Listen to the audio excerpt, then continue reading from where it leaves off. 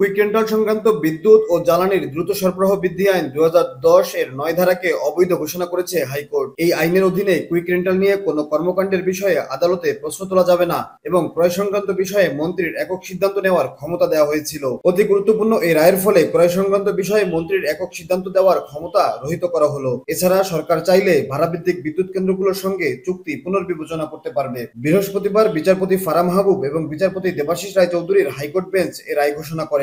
রায়ে আদালত বলেন, দায় মুক্তি দিয়ে কোনো আইন অবৈধ এবং ক্রয় সংক্রান্ত বিষয়ে কোনো ব্যক্তির একক ক্ষমতা গণতান্ত্রিক দেশে চলতে পারে না, এটি সংবিধান পরিপন্থী। আদালতের রিটের পক্ষে শুনানি করেন ডক্টর শাহাদিন মালিক। এর আগে গত ৭ নভেম্বর কুইক রেন্টাল সংক্রান্ত বিদ্যুৎ ও জ্বালানির দ্রুত সরবরাহ বৃদ্ধি আইন ২০১০ এর ৯ ধারায় কেন অবৈধ ও অসাংবিধানিক ঘোষণা করা হবে না তা জানতে চেয়ে রুলের শুনানি শেষ হয়। এ বিষয়ে রায়ের জন্য ১৪ নভেম্বর দিন ধার্য করা হয়েছিল। রিটে বিবাদী করা হয়েছে আইন মন্ত্রণালয়ের লেজিসলেটিভ ড্রাফটিং বিভাগের সচিব, অর্থ ও বিভাগের সচিব, বিদ্যুৎ ও জ্বালানি ও খনিজ সম্পদ বিভাগের সচিব, পেট্রোবাংলা চেয়ারম্যান ও বিদ্যুৎ উন্নয়ন বোর্ডের চেয়ারম্যানকে। আইনের ৬ এর ২ ধারা এবং ৯ ধারা কেন আইনগত কর্তৃত্ব বহির্ভূত ঘোষণা করা হবে না, এই মর্মে রুল জারির আর্জি জানানো হয়। বশির হোসেন, খুলনা গেজেট।